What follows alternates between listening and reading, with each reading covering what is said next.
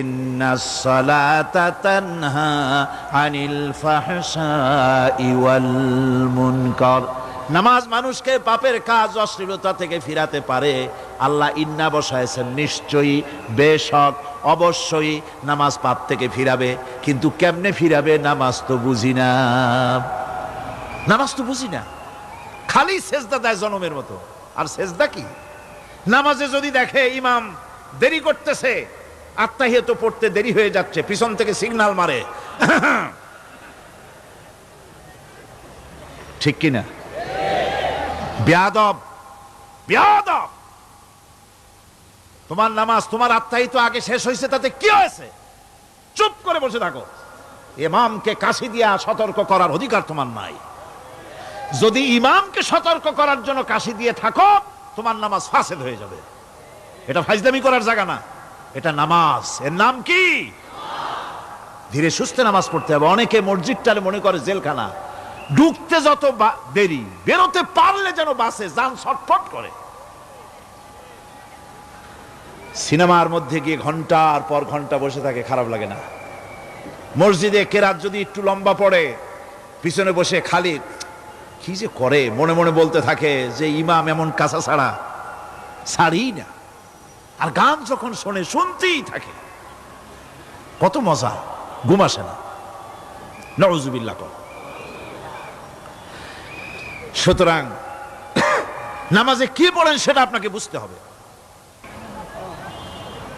সঠিকভাবে নামাজ পড়ার পরও যদি কোনো মানুষের সঠিকভাবে, ভালো করে শোনেন, সঠিকভাবে নামাজ পড়ার পরেও যদি কোনো মানুষ পাপের থেকে না ফেরে, তাহলে বুঝতে হবে একথা, পানি আর সাবান দিয়া কাপড় ধুলে কাপড়ের ময়লা যাবে, কিন্তু পানি আর সাবান দিয়া কয়লা জনমের মতো ধুইলেও কয়লার ময়লা যাবে না। কথা বুঝে আসছে? এর থেকে আর উত্তম দৃষ্টান্ত আমার কাছে নাই।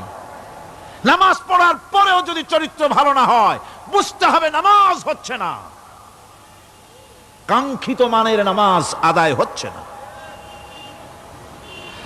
আল্লাহর নবী বলেছেন, যার নামাজ পাপ কাজ হতে ফিরাতে পারলো না, তার নামাজ নামাজি নয়। আবার শুনুন, রাসূল বলছেন, যার নামাজ তাকে পাপের কাজ থেকে ফিরাতে পারলো না, তার নামাজ নামাজ নয়। ওইটা নামাজ হয় নাই, যার জন্য তার পাপ থেকে তারে ফিরাইতে পারছে না। আর কিয়ামতের দিন বেনামাজিরা সবচাইতে বেশি অপমানিত হবে। সবচাইতে বেশি অপমানিত হবে কারা? বেনামাজিরা। কিভাবে? ইয়াউমা ইউকশাফু আন সাকিন ওয়া ইউদআউনা ইলাস সুজুদি ফালা ইস্তাতিউন। সেদিন কঠিন সময়, আল্লাহ রাব্বুল আলামিন লোকদেরকে সিজদা করার জন্য বলবেন, কিন্তু যারা বেনামাজি ছিল দুনিয়ায়, তারা সিজদা দিতে পারবে না। বলেন নাউযুবিল্লাহ। অবস্থাটা কি হবে? খাশিআতান আবসারুহুম তারহাকুহুম যিল্লাহ। তাদের দৃষ্টি নিচু হবে, লাঞ্ছনা এবং অপমান তাদের উপরে চেপে বসবে, সিজদা দিতে পারবে না। আল্লাহ আমাদেরকে ক্ষমা করুন। কিয়ামতের দিন হযরত আদম আলাইহিস সালাম থেকে শুরু করে পৃথিবীর সমস্ত মানুষের সামনে আল্লাহ রাব্বুল আলামিন সিজদা করার জন্য অর্ডার করবেন। যারা নাকি বেনামাজি, ওরা আল্লাহর দরবারে সেদিন সিজদা দিতে পারবে না, লাঞ্ছিত, অপমানিত হবে। জোরে কোন নাউযুবিল্লাহ।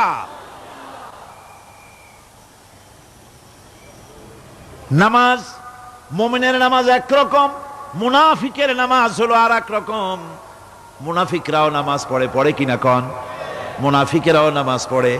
মুনাফিকেরা যখন নামাজ পড়তে যায়, আল্লাহ রাব্বুল আলামিন বলতেছেন, ওয়া ইযা কামু ইলাস সালাতি কামু কুসালা।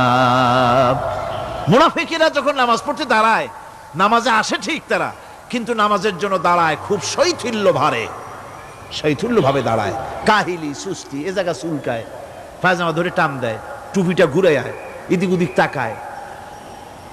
মুনাফিকের নামাজ দেখলেই ঠিক পাওয়া যায় যে বেটা মুনাফিক। এইভাবে সে দাঁড়ায়। তার নামাজটা কি জন্য? ইউরাউনান নাস ওয়ালা ইয়াযকুরুনাল্লাহা ইল্লা কালিলা। তাদের নামাজ হচ্ছে মানুষকে দেখাবার নামাজ। নাউযুবিল্লাহ। এখন দেখবেন এই মৌসুম আসছে, নামাজের মৌসুম, বেনামাজিদের নামাজের মৌসুম। জনসভা হচ্ছে, নির্বাচন আসতেছে, নামাজে রক্ত হয়ে গেছে, তাড়াতাড়ি আজান হয়ে গেল। টুপি না থাকলে রুমাল একটা মাথায় দিল, উজু আছে কি না আছে, আল্লাহু আকবার, যা আছে কপালে হয়ে যাক। মানুষকে দেখাবার জন্য এরা নামাজ পড়ে। এরা আল্লাহর শরণার্থে নামাজ খুব কম লোকই করে। এরা হচ্ছে মুনাফিক। দুনিয়া এবং আখিরাতে কল্যাণের জন্য একমাত্র মাধ্যম হচ্ছে নামাজ। দুনিয়াও যদি কল্যাণ চাই, আখিরাতেও যদি কল্যাণ চাই, তাহলে এর জন্য কি করতে হবে? কি করতে হবে? আমার কথা নয়, আল্লাহ রাব্বুল আলামিনের কথা শুনুন। রব্বুল আলামিন বলেন, ক্বাদ আফলাহাল মুমিনুন আল্লাযীনা হুম ফি সালাতিহিম খাশিউন ওয়াল্লাযীনা হুম লিয-যাকাতি ফাঈলুন ওয়াল্লাযীনা হুম লিফুরুজিহিম হাফিজুন। নিশ্চিতভাবে সেই সব মুমিন কল্যাণ লাভ করবে, নিশ্চিতভাবে। তারা হচ্ছে ওই সব লোক যারা নিজেদের নামাজ ভীতি মিশ্রিত বিনয় ভাবে, ভীতি মিশ্রিত অবস্থায় বিনয়ের সাথে যারা নামাজ আদায় করে, যারা বেহুদা কাজ থেকে বিরত থাকে, যারা যাকাতের পন্থায় কর্মতৎপর হয়, আর যারা নিজের লজ্জাস্থানকে হেফাজত করে। এরপরে আল্লাহ পাক বলেন, ওয়াল্লাযীনা হুম লিআমানাতিহিম ওয়া আহদিহিম রাউন ওয়াল্লাযীনা আলা সালাওয়াতিহিম ইউহাফিজুন ওয়াল্লাযীনা আলা সালাতিহিম হাফিজুন।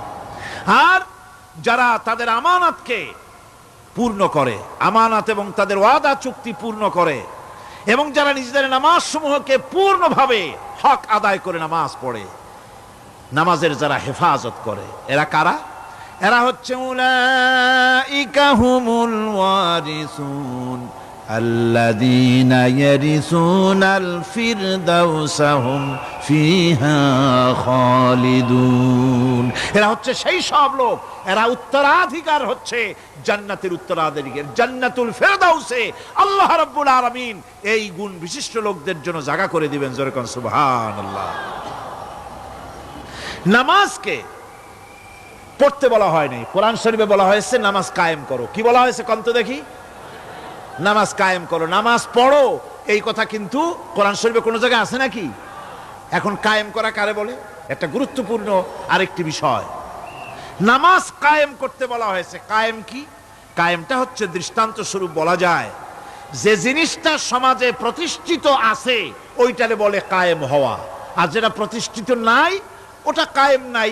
কায়েম মানেই হলো প্রতিষ্ঠিত থাকা। যেমন আমাদের দেশে, আমাদের সমাজে নারী পুরুষ শিশু বৃদ্ধ সকলেই কাপড় পরা, শাড়ি পরা, লুঙ্গি পরা, এই কাপড় পরাটা কায়েম আছে, প্রতিষ্ঠিত আছে না নাই? যার কারণে কাপড় পরা সমাজে কায়েম আছে বলে উলঙ্গ মানুষ সমাজে খুঁজে পাওয়া যায় না, পাগল ছাড়া। ঠিক কিনা? একটা বাচ্চাকেও যদি উলঙ্গ হতে বলেন এখানে, 5 বছর 6 বছরের একটা বাচ্চাকেও, সে কিন্তু রাজি হবে না। ঠিক কিনা? যেহেতু কাপড় পরা সমাজে প্রতিষ্ঠিত আছে, সেহেতু উলঙ্গ মানুষ পাওয়া যায় না, কাপড় পরাটাই এখানে প্রতিষ্ঠিত। সুতরাং এখন অবস্থাটা এই হয়েছে, কাপড় পরা প্রতিষ্ঠিত আছে বলে কোন উলঙ্গ মানুষ এসে যদি এই মঞ্চে দাঁড়ায় আর বলে আমাকে একটু বক্তৃতা করতে দেন, আপনারা কি করবেন? মঞ্চে তো উঠতেই দিবেন না। উলঙ্গ মানুষ যদি কোনো চাকরি নিতে যায় ইন্টারভিউতে, তাকে লাইনে দাঁড়াইতে দেবে? দেবে না। এমনকি উলঙ্গ হয়ে যদি বাড়িতে প্রবেশ করে, তার বউও দূর দূর করে তাড়ায় দেবে। ঠিক কিনা? যেহেতু সমাজের ভিতরে কাপড় প্রতিষ্ঠিত আছে, সেই জন্য এই উলঙ্গ মানুষ পাওয়া যায় না। অনুরূপভাবে নামাজ যদি প্রতিষ্ঠিত হতো সমাজের ভিতরে, তাহলে বেনামাজি খুঁজে পাওয়া যেত না। চাকরি করতে গেলে সেখানে নামাজ মানদণ্ড হয়ে যেত, নামাজ পড়ে কিনা তা দেখে নেওয়া হতো। বেনামাজি লোক পাওয়াই যেত না যদি প্রতিষ্ঠিত থাকতো। প্রথম প্রশ্নই হতো তুমি নামাজ পড়ো কিনা। ইলেকশনে যদি একজন উলঙ্গ মানুষ এসে দাঁড়ায়, ভাইরা এবার আমার বোতল মার্কা বাক্স, উলঙ্গ মানুষ এসে ভোটে দাঁড়াইছে, আপনারা ভোট দিবেন? দিবেন। ওইটা কাপড় প্রতিষ্ঠিত আছে বলে, লুঙ্গি প্রতিষ্ঠিত সমাজে আছে বলে উলঙ্গ মানুষকে আপনি ভোট দিবেন না। নামাজ যদি প্রতিষ্ঠিত থাকতো সমাজে, বেনামাজি মানুষ যদি এসে মঞ্চে দাঁড়ায়া যতই বলতো আমি ক্ষমতায় গেলে এই করব সেই করব, নামাজ প্রতিষ্ঠিত থাকলে পরে বেনামাজিরে কেউ ভোট দিত না। নামাজ যদি প্রতিষ্ঠিত থাকতো তাহলে অফিসের অফিসার তো দূরের কথা, বেনামাজি অফিসের ঝাড়ুদারের চাকরিও তার কিসমতে জুটত না যদি নামাজ প্রতিষ্ঠিত থাকতো। এর নাম হলো নামাজ কায়েম হওয়া। নামাজ কায়েম থাকলে এই অবস্থার সৃষ্টি হতো। এই জন্য আল্লাহ পাক বলেছেন নামাজকে কায়েম করতে হবে। নামাজ হবে সব ভালো কাজের মানদণ্ড। সমস্ত ভালো কাজের মানদণ্ড কি? নামাজ। নামাজ আমাদেরকে বড় রকমের শিক্ষা দেয়। কি শিক্ষা দেয়? নামাজ আমাদের শিখায় ঐক্য আর ভ্রাতৃত্ব। ভ্রাতৃত্বের আর ঐক্যের শিক্ষা দেয়। এক নেতার আনুগত্য করা শিখায়। জামাত যত বড় হোক, ইমাম হবে কয়জন? একজন ইমাম হবে। আর এই ইমাম মানে কি? নেতা। ইমাম মানে কি? নেতা নির্বাচন শিখায় নামাজে। নেতা নির্বাচন কে শিখায়? নামাজ শিখায়। বোঝেন খুব ভালো করে। কিভাবে? মনে করুন চট্টগ্রাম শাহী মসজিদে ইমাম প্রয়োজন। এখন সেই ইমাম নেওয়ার জন্য ইন্টারভিউ কল করা হলো, বিজ্ঞাপন দেওয়া হলো পত্রিকায়। অনেক আলেম আসলেন। ইন্টারভিউ বোর্ডে যারা বসলেন তারা ইন্টারভিউটা কিভাবে নেবেন? যার মাথার চুল লম্বা বেশি তার ইমামতি দেওয়া হবে, যার লুঙ্গিটা পায়ের গিরার তলে তারে দেওয়া হবে, যার মোষটা মুখের মধ্যে গিয়া ঢুকছে, হাসি দিলে বুঝাই যায় না হাসে না কান্দে, তারে দিবে। দাড়িগুলা কামাইছে তারে দেবে। সিগারেট খায়, বা অবশ্য চট্টগ্রাম আর সিলেটে সিগারেটের ফতোয়া ভিন্ন রকম। বরিশালে আমি যেখানে জন্মগ্রহণ করেছি, আমার এলাকায় কোনো আলেম যদি সিগারেট খায়, মসজিদের ইমাম তো ভালো, মসজিদ ঝাড়ু দিতেও ঢুকতে দেবে না মসজিদে। এটা এই এলাকার এক রকমের কায়দা। আমি এটার ব্যাপারে কথা নাইবে বললাম। তো আপনারা খুঁজে দেখবেন সে সিনেমা দেখে নাকি, মিথ্যা কথা বলে নাকি, বউ পর্দায় থাকে নাকি। এগুলি মাইক্রোস্কোপ যন্ত্র দিয়ে ইমামের মাথা থেকে পা পর্যন্ত দেখবেন কিনা কন? আচ্ছা এবার কন তো দেখি, এই ইমাম সাহেব ইমামতি করবে কতজন লোকের? 500, 1000। শাহী মসজিদে ধরেন 5000 লোক হইল। 5000 লোক, 5000 লোকের ইমাম নির্বাচনের সময় পা থেকে শুরু করে মাথা পর্যন্ত দেখেন, এমনকি বউ পর্যন্ত। বৌমনি আনিয়ে দেখেন না, পর্দায় থাকে কিনা এইটা আপনারা দেখেন, ঠিক কিনা? এ খবরটা নেন। 5000 লোকের একটা ইমাম বানাতে গিয়ে মাইক্রোস্কোপ যন্ত্র দিয়ে দেখেন মোষ কেমন, দাড়ি কেমন, চুল কেমন, পাও কেমন, হাত কেমন, হাতে নখ লম্বা কিনা, দাঁতে ছাতা কিনা, বউ পর্দায় থাকে কিনা, মিথ্যা কথা কয় কিনা, এত দেখেন। আর যখন নির্বাচন আসে তখন 2.5 থেকে 3 লক্ষ মানুষের জন্য একজন এমপি নির্বাচিত হয়। সেই ইমামকে বাছাই করার জন্য নামাজ পড়ে কিনা, জিনাকার কিনা, মদখোর কিনা, সুদখোর কিনা, ঘুষখোর কিনা, বদমাশ কিনা বাছাই করা হয় না।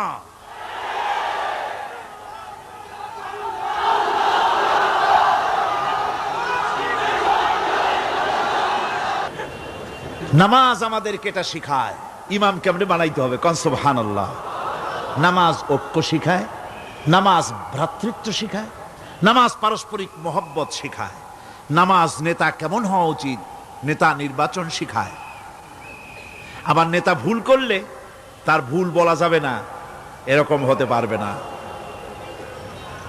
নামাজের ভিতরে ইমাম যদি ভুল করলে আপনি লোকমা দিবেন, সুবহানাল্লাহ, আল্লাহু আকবার বলবেন। যদি তিনি সংশোধন না হলেন আবার দেন, তাতেও সংশোধন হলো না, আবার দেন। 3 বার লোকমা দেওয়ার পর যদি ভুল সংশোধন না করে নামাজ ছেড়ে দেন, ইমামকে বের করে দেন, নতুন ইমাম নিয়োগ করে। যারা ক্ষমতায় যাবে,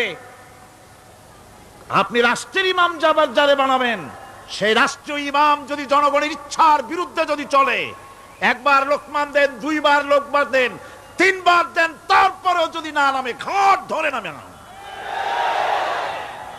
নামাজ আপনাকে নেতা নির্বাচন, নেতাকে প্রতিষ্ঠিত রাখা, নেতার আনুগত্য আপনাকে শেখায়।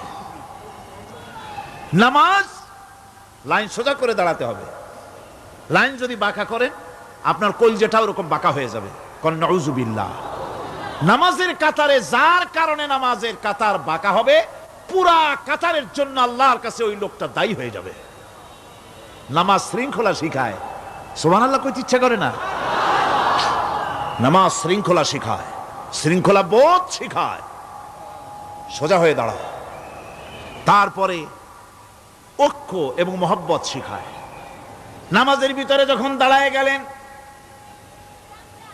আমির দাঁড়ালো, ফকির দাঁড়ালো, মন্ত্রী দাঁড়ালো, তার ড্রাইভারও দাঁড়ায় গেল, একই কাতারে দাঁড়ায় গেছে। নামাজ পড়তে গিয়ে ড্রাইভারের পাও গিয়ে লেগেছে মন্ত্রীর গায়ে। নামাজ শেষ হওয়ার পর মন্ত্রীর বাবার ক্ষমতা নাই এ কথা বলার যে, বেটা ড্রাইভার সলিমুদ্দি, তোর পাও লেগেছে আমার পায়ে, তোর চাকরি শুদ্ধা দোজকে পাঠায় দেব। পারবে বলতে? পারবে না। মিয়া মন্ত্রী সাহেব, এটা তোমার সেক্রেটারিয়েট না, এটা আল্লাহর ঘর। এটা কার ঘর? এক হি সব মে খড়ে হো গে মাহমুদ ও আয়াজ, এক হি সব মে খড়ে হো গে महमूद आयाज, न कोई बंदा रहा न कोई बंदा नवाज। একই কাতারে দাঁড়িয়ে গেছে সম্রাট মাহমুদ আর চাকর আয়াজ। এখন সম্রাট মাহমুদও নাই, চাকর আয়াজও নাই, সম্রাট আর চাকর দুজনই আল্লাহ পাকের গোলাম হয়ে গিয়েছে। তুমি মসজিদে এসেছো, তুমি আল্লাহর গোলাম। কার গোলাম? আল্লাহ পাকের গোলাম। এই জিনিস শিখায় নামাজ। নামাজ শিখায় মানুষকে পাঞ্চুয়ালিটি, নিয়মানুবর্তিতা, সময়ের জ্ঞান শিখায় নামাজ। নামাজ মানুষে কি শিখায়? আল্লাহ রাব্বুল আলামিন বলছেন, ইন্নাস সালাতা কানাত আলাল মুমিনিনা কিতাবাম মাওকুতা। নিঃসন্দেহে নামাজ মুমিনদের নিয়মানুবর্তিতার সাথে ফরজ করা হয়েছে, তাদের উপরে নিয়মানুবর্তিতার উপরেই, সময়ের উপরে নামাজকে ফরজ করা হয়েছে। আপনার আন্দাজ মতো আপনি পড়তে পারবেন না, সময় মতো পড়তে হবে, আউয়াল ওয়াক্তে পড়তে হবে। আমার দেশের মসজিদগুলিতে ফজরের নামাজ পড়া হয় এমন সময় পূর্ব দিক ফর্সা হয়ে যায়। ইমাম সাহেব যদি ভুল করেন, নামাজ যদি দোহরাতে যান, তাহলে সূর্য উদয় হয়ে যাবে, এমন অবস্থা। নামাজ এত দেরিতে পড়া হয়। প্রত্যেক ওয়াক্তের নামাজ আউয়াল ওয়াক্তে পড়ার জন্য রাসূল সাল্লাল্লাহু আলাইহি ওয়াসাল্লাম তাগিদ করেছেন। সময়ের দিকে লক্ষ্য রাখতে বলা হয়েছে। যেই জাতির, লক্ষ্য করুন, যে জাতির দৈনিক 5 বার টাইমলি, অক্ত মতো, সময় মতো নামাজ আদায় করতে হয়, দুর্ভাগ্যজনক সত্য, সেই জাতির কাছে সময়ের কোনো দাম নাই। সময়ের দাম নাই। 9টার গাড়ি কয়টায় আসবে? 9টার গাড়ি কয়টায় আসবে? একদিন দেখা গেল সত্যি 9টার সময় এসে গেছে। যাত্রীরা বলছে মাশাআল্লাহ, অন্তত একটা দিন তো 9টার সময় আসলো। স্টেশন মাস্টার বলছে না, খুশি হওয়ার কারণ নাই, আজকের না, এটা গতকালকেরটা। আমার আমেরিকার সফরের সময়, যে বাড়িতে আমি আমেরিকায় থাকি, কুইন্স এলাকায়, নিউ ইয়র্ক সিটিতে, সে বাড়িওয়ালা চাকরি করে। সে আমাকে বলল,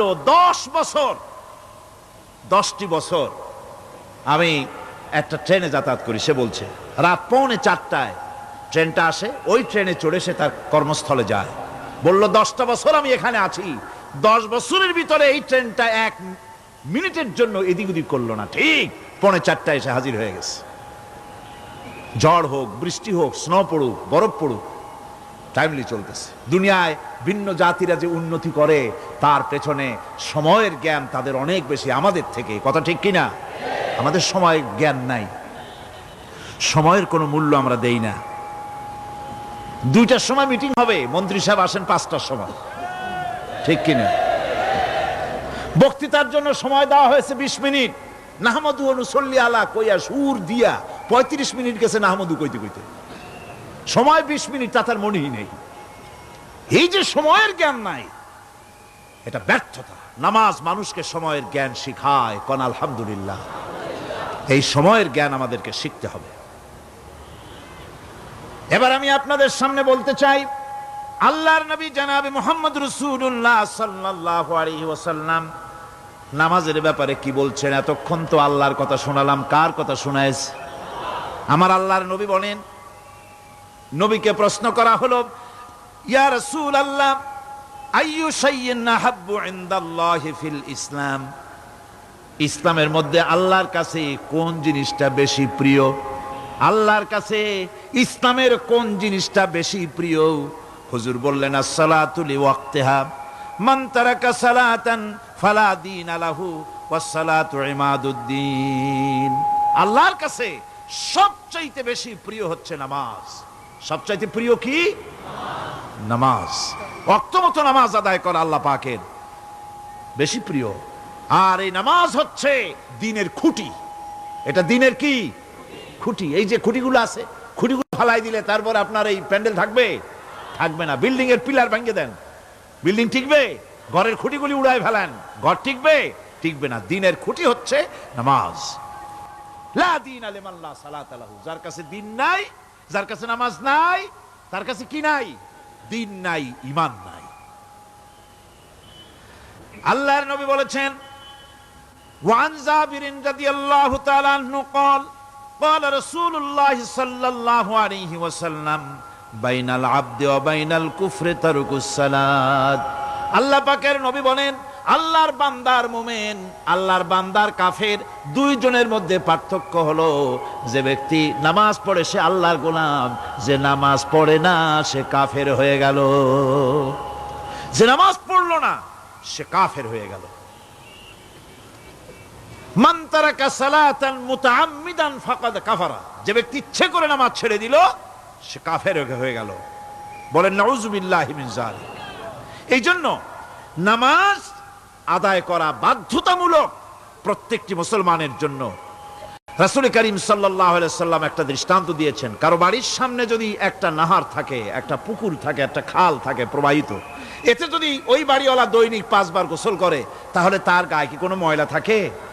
হুজুর, সাহাবীরা বললেন, না হুজুর, থাকে না। হুজুর বললেন, এটাই হলো নামাজের দৃষ্টান্ত। 5 ওয়াক্ত নামাজ যে আদায় করবে সে গুনাহ থেকে আল্লাহ পাক তাকে পবিত্র করে দিবেন। সুবহানাল্লাহি বিহামদিহি। আমার ভাইয়েরা, নামাজ পড়লে পরে এক জুমা থেকে আর এক জুমা পর্যন্ত মানুষ যে সমস্ত গুনাহ করে, কবিরা গুনাহগুলি বাদে, শিরক আর কবিরা গুনাহগুলি বাদে যত গুনাহ আছে তার কাফারা হয়ে যায়।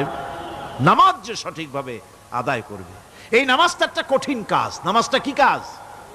কে বলতেছেন এ কথা? আল্লাহ পাক। ওয়া ইন্নাহা লাকাবীরাতুন ইল্লা আলাল খাশিঈন।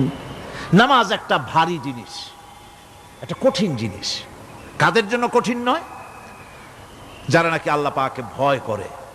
আল্লাযীনা ইয়াযুন্নুনা আন্নাহুম মুলাকু রাব্বিহিম ওয়া আন্নাহুম ইলাইহি রাজিউন।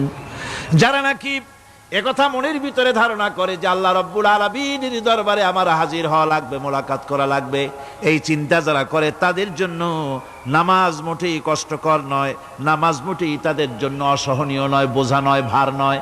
তারা নামাজ আদায় ঠিকই করবে। এই জন্যে বিবি বাল বাচ্চা সকলকে নামাজের জন্য তাগিদ করতে হবে। যত ভাই এখানে এসেছেন নিজেরা পড়বেন, বিবি বাল বাচ্চাকে তাকিদ করবেন। আল্লাহ পাক বলছেন, ওয়ানজির আশীরাতাকাল আকরাবিন, তোমার নিকটবর্তী যারা আছে তাদেরকে তুমি আল্লাহর ভয় দেখাও। নামাজের জন্য তাদেরকে বলো, আল্লাহর ভয় তাদের অন্তঃকরণের মধ্যে সৃষ্টি করে দাও। আর এই নামাজ পড়তে হবে জামাতের সাথে। নামাজ পড়তে হবে কিছুর সাথে? জামাতের সাথে। রাসূল করিম সাল্লাল্লাহু আলাইহি ওয়াসাল্লাম বলছেন, হুজুরের কাছে আল্লাহর নবীর কাছে হযরতে আবু হুরায়রা রাদিয়াল্লাহু তাআলা আনহু হাদিসটি বর্ণনা করেছেন, হুজুরের কাছে একজন অন্ধ লোক এলো। সেই অন্ধ লোক এসে বললেন, হুজুর আমি তো চোখে দেখি না, জামাতের যে গুরুত্বের কথা আপনি বললেন, আমাকে কি রুখসত দেওয়া যায় নাকি? আমি অনেক সময় সাথী সঙ্গী পাই না, আমাকে কি রুখসত দেওয়া যায় নাকি? হুজুর বললেন, হ্যাঁ তোমাকে রুখসত দেওয়া গেল। অন্ধ যখন হেঁটে যাচ্ছিলেন, নবীজি তাকে আবার ডাকলেন, ডেকে জিজ্ঞেস করলেন, অন্ধ নামাজের মসজিদের আজান কি তোমার কানে যায়? বলে, হ্যাঁ আমি আজান শুনি। হুজুর বললেন, আজানের জবাব দিবা, মসজিদে এসে জামাতে নামাজ পড়বা। একজন অন্ধকে রুখসত দেওয়া হয় নাই। মসজিদে আজান শোনার পর ঘরে বসে যদি নামাজ আদায় করেন, নামাজের হক আদায় হবে না। হুজুর সাল্লাল্লাহু আলাইহি ওয়াসাল্লাম বলেছেন, মসজিদে আজান হওয়ার পর যে ব্যক্তি ঘরে বসে নামাজ পড়ে, আমার ইচ্ছা হয় ঘরটা আগুন দিয়ে জ্বালায় দেই। কে বলতেছেন? রাহমাতুল লিল আলামিন বলতেছেন। রাহমাতুল লিল আলামিন বলতেছেন, ঘরের মধ্যে যদি মেয়ে লোক আর বাচ্চারা যদি না থাকতো, তাহলে আমার ইচ্ছা হয় আমি বলি আগুন দিয়ে ঘরটারে জ্বালায় দাও। এই ঘরের মহব্বতেই তো সে বাইর হয় না। নামাজের এত বড় গুরুত্ব দেওয়া হয়েছে। আমার বন্ধুগণ, এই নামাজের জামাতি আল্লাহর নবী জীবনের শেষ নামাজ জামাতে আদায় করেছেন। জীবনের শেষ নামাজটাও জামাতে আদায় করলেন। তখন তার এমন অবস্থা, এত অসুস্থ, দাঁড়াতে পারেন না, হাঁটতে পারেন না। দুইজন সাহাবীর কাঁধের উপরে ভর করে তারপরে বহু কষ্ট করে মসজিদে গিয়ে নামাজ আদায় করেছেন। খুতবা দিয়েছেন, বললেন, খুতবা দিতে গিয়ে বললেন, আজ থেকে মসজিদে নববীর চতুর্দিকের সকলের দরজা বন্ধ হয়ে যাবে, শুধু আবু বকরের দরজাটা খোলা থাকবে। আল্লাহর নবী বললেন, আল্লাহ রাব্বুল আলামিন এই পৃথিবীতে তার এক বান্দাকে জাগতিক সব সম্পদ দিতে চেয়েছিলেন, কিন্তু সে বান্দা সব জাগতিক সম্পদকে উপেক্ষা করে মাবুদের সঙ্গে দেখা করা বেশি জরুরি, বেশি পছন্দ মনে করেছেন। এতটুকুন কথা নবীজি বললেন, কেউ কিছু বুঝলো না। হযরতে আবু বকর রাদিয়াল্লাহু তাআলা আনহু হুজুরের এই কথা শুনে কাঁদতে কাঁদতে তিনি অস্থির হয়ে যাচ্ছেন। সাহাবীরা চিন্তা করলেন, হুজুর কান্না কার কথা বলেছেন, তাতে কান্নার কি আছে?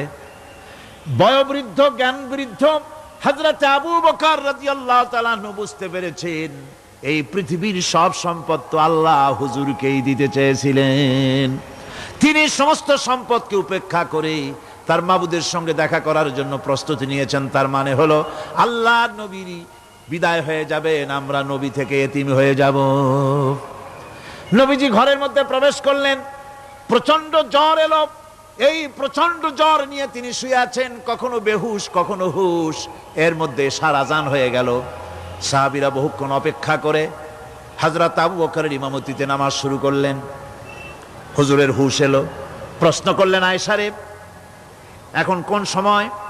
হযরত আয়েশা বলেন, ইয়া রাসূলুল্লাহি, মসজিদে নববীতে নামাজ শুরু হয়ে গেছে। সাহাবীরা অনেকক্ষণ অপেক্ষা করে আমার বাবার ইমামতিতে নামাজ পড়তেছে সবাই, কিন্তু সাহাবীরা কেঁদে কেঁদে নামাজের মধ্যেই কাঁদতে কাঁদতে অস্থির হয়ে যাচ্ছে।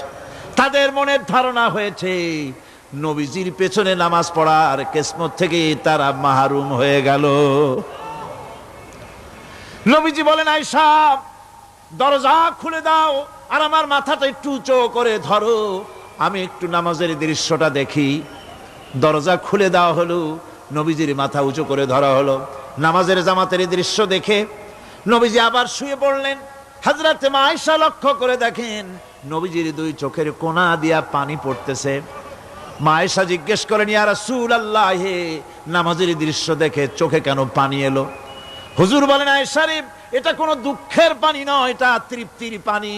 এই যে জামাত নামাজ পড়তেছে লোকেরা, এই জামাত কায়েমের জন্য তায়েফের ময়দানে অনেক রক্ত আমার ঝরেছে। উহুদের ময়দানে দান্দান মুবারক শহীদ হয়েছে, সাহাবায়ে কেরাম জীবন দিয়েছে। এই যে জামাত আমি দেখতে পেলাম, ভবিষ্যতের একটা ছবি যেন চোখে ধরা পড়লো। আমার মনে হলো কিয়ামত পর্যন্ত এই পৃথিবীতে আমার যত উম্মত আসবে তারা এইভাবে করে জামাতে নামাজ আদায় করবে।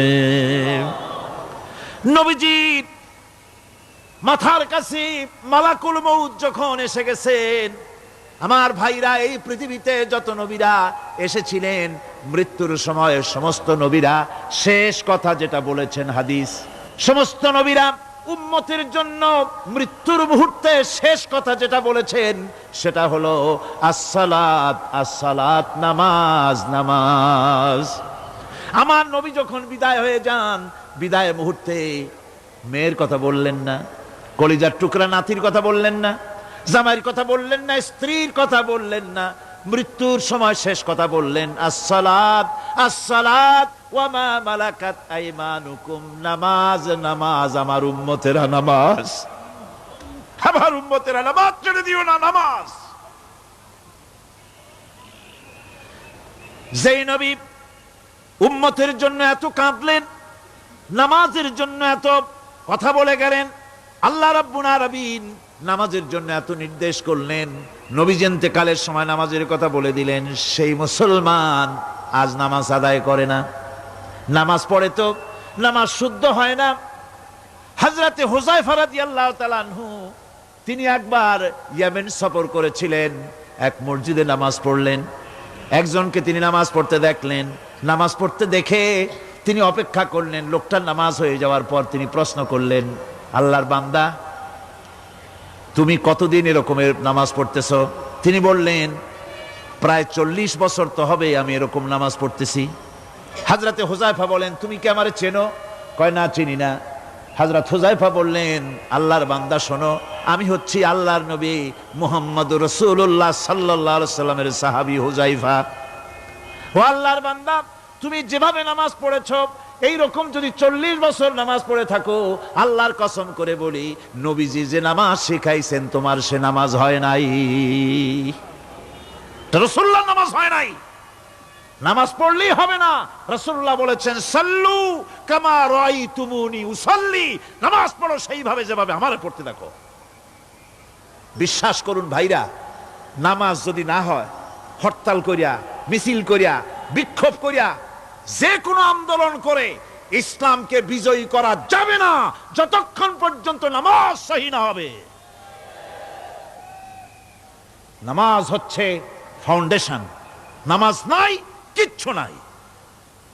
ঠুকঠাক করে 2টা সেজদা দিয়ে উঠে যাবেন, আপনার ইসলামী আন্দোলনের 4 পয়সার দাম নাই।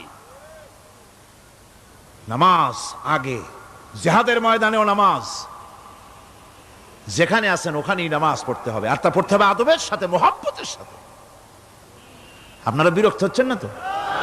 নামাজ, নামাজ, এই নামাজ হচ্ছে মুসলমানদের সবচেয়ে বড় জিনিস। নামাজ হয় না, নামাজ যত পড়া হয় অধিকাংশ নামাজ হয় না। নামাজের ভিতরে তাদিল আর কাম, তাদিল করা ওয়াজিব। যতক্ষণ দাঁড়িয়ে থাকবেন, রুকুতে থাকবেন, যতক্ষণ দাঁড়ায় থাকবেন ততক্ষণ অন্তত 1 তাসবিহ পরিমাণ তো বটেই। যদি তা না হয়, রুকুত থেকে দাঁড়ালেন, সেজদায় চলে গেলেন, ওয়াজিব তরক হলো, সেজদা দিলেন না, নামাজ ফাসেদ হয়ে গেল, নষ্ট হয়ে গেল নামাজ। এটা পাগলামি না, নামাজ সহিভাবে আদায় করতে হবে। নামাজ থেকে দাঁড়াবেন, রুকুত থেকে দাঁড়ায় গেলেন, বলবেন রব্বানা লাকাল হামদ, কোন রব্বানা লাকাল হামদ হামদান কাসীরান তাইয়্যিবান মুবারাকান ফিহি। একজন সাহাবী এই দোয়াটা পড়ছিলেন। নামাজ শেষ করে আল্লাহর নবী প্রশ্ন করলেন, নামাজের ভিতরে অতিরিক্ত এই কথাগুলি কে বলেছো? সাহাবী ভয় পেয়ে গেলেন, ভয় ভয় তিনি বললেন, হুজুর আমি বলেছি। হুজুর বললেন, তুমি জানো না আমি নবী, তুমি নবী না, আমি যা দেখি তুমি দেখতে পাও না। তুমি যখন এই দোয়াটা পড়তেছিলে আমি লক্ষ্য করেছিলাম আল্লাহর রহমতের ফেরেশতারা প্রতিযোগিতা করতেছিল তোমার আমল নামায় কে কত বেশি নেকি লিখবে। রুকুতে দাঁড়ায়া এটা পড়বেন, সেজদায় চলে যাবেন, 2 সেজদার মাঝখানে ততক্ষণ বসে থাকবেন যতক্ষণ একটা সেজদার ভিতরে ছিলেন। পড়বেন আল্লাহুম্মা গফিরলি ওয়ারহামনি ওয়াহদিনি ওয়াফিনি ওয়ারজুকনি। নামাজের মধ্যে দোয়া করতেছেন, আল্লাহ আমারে ক্ষমা করে দাও। এসব দোয়া সব হুজুরের। আমাকে ক্ষমা করো, আমাকে হেদায়েত দাও, আমাকে সুস্থ করো, আমাকে রহম করো, আমাকে রিজিক দাও। কও সুবহানাল্লাহ। নামাজের ভিতরে দোয়া কবুলের সময়, নামাজের সেজদার ভিতরে দোয়া কবুল হয়। এইভাবে করে রাসূল করিম সাল্লাল্লাহু আলাইহি ওয়াসাল্লামের নামাজটা কেমন, হাক্কানি উলামাদের কাছ থেকে জেনে নেবেন। যেহেতু হুজুর বলেছেন সাল্লু কামা রাআইতুমুনি উসাল্লি, নামাজ পড়ো সেইভাবে যেভাবে আমাকে পড়তে দেখো। নামাজের ভিতরে একাগ্রতা লাগবে, ভালোবাসা লাগবে, ভয় লাগবে, মুহাব্বত লাগবে। পরিপূর্ণ সময় নিয়ে শান্তিপূর্ণভাবে নামাজ পড়তে হবে। আর যত তাড়াহুড়া সব হচ্ছে নামাজের মধ্যে, ঠিক কিনা ভাইরা? রাসূল করিম সাল্লাল্লাহু আলাইহি ওয়াসাল্লামের যে নামাজ, হুজুর যেভাবে নামাজ পড়েছেন, হাদিসে যা পাওয়া যায়, হাদিসে বুখারীতে সব আছে, দেখে নিবেন, সেইভাবে নামাজটা আদায় করে নিবেন। কিয়ামতের দিন আল্লাহ রাব্বুল আলামিন সর্বপ্রথম বান্দাকে প্রশ্ন করবেন কি? বুখারী শরীফে এসেছে, আন আবি হুরায়রা রাদিয়াল্লাহু তাআলা قال سمعت رسول الله صلى الله عليه وسلم يقول إنما يحاسب به العبد يوم القيامة من عمله صلاته। বুখারী শরীফের হাদিস, আল্লাহ রাব্বুল আলামিনের নবী বলেন, হযরত আবু হুরায়রা হাদিস খানা বর্ণনা করেছেন, তিনি বলেন যে আমি রাসূলের মুখে শুনেছি কিয়ামতের দিন আল্লাহ রাব্বুল আলামিন সর্বপ্রথম তার বান্দার কাছে প্রশ্ন করবেন, বান্দা নামাজ আদায় করেছিলি কিনা? নামাজ সর্বপ্রথম প্রশ্ন। যেরকম সর্বপ্রথম প্রশ্নটা কি? নামাজ। এই নামাজ আপনার বাচ্চাদেরকে যখন 7 বছর বয়স হবে নামাজের হুকুম করবেন। 10 বছরে নামাজ না পড়লে প্রহার করতে বলা হয়েছে। নামাজের জন্য কড়াকড়ি করতে হবে। পুরুষ নারী মেয়েদের মাসের ভিতরে কখনো কখনো তাদের যে সমস্ত মাসলা মাসাইল আছে সেই অনুযায়ী কখনো তাদের ক্ষমা আছে, বাকি তাদের নামাজ পড়তে হবে। আর পুরুষের জন্য পাগল হয়ে যাওয়া, বেহুশ হয়ে যাওয়া ছাড়া নামাজ মাপ নাই, নামাজ পড়তেই হবে।